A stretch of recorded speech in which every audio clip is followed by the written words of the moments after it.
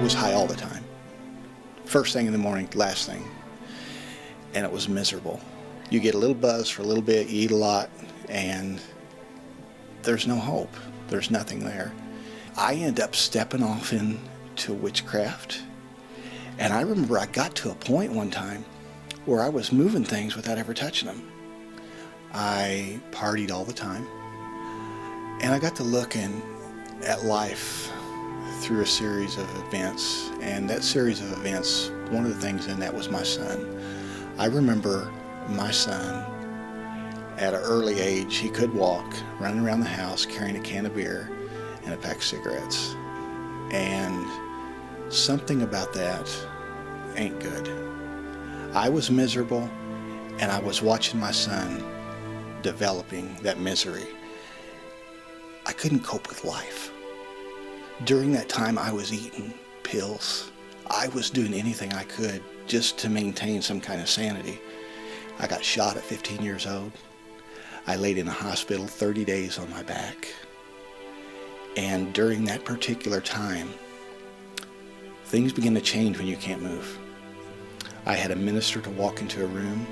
I drove the nurses crazy, wanting to know what time it was.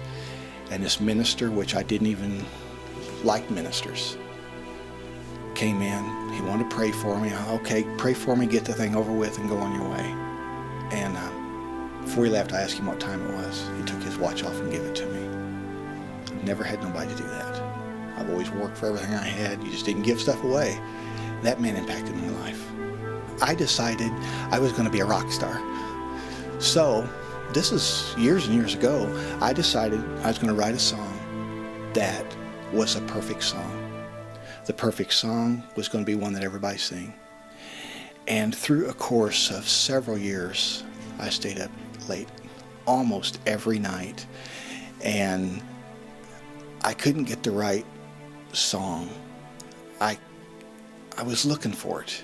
I had to be so high in order to write. And then through the course of all this, one night on my couch, I bought a guitar. I was going to learn to play a guitar. Going to be rich and famous, never work again. But God spoke to me. And what I heard, I was not in church, was everything you're looking for is in me. And a long time after that, because I still did it, but there was something about it that wasn't right.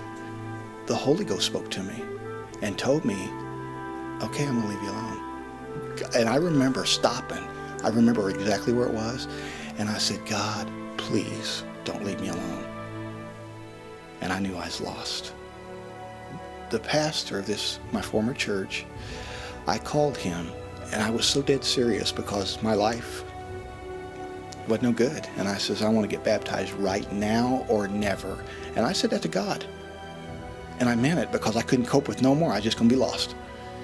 And that preacher told me, he says, you come right now and I'll baptize you. I was higher than a kite. I was so messed up. But when I come out of the water, I was completely delivered. In my right mind, changed. And I've never touched it since. And he baptized me with the Holy Ghost, born of the water and of the Spirit. I cannot think of any more joy I've ever had in my life. And I've got peace. The drugs, there's no peace. I looked at everything different. Everything was different. I looked at it through love instead of lust. When I was born again,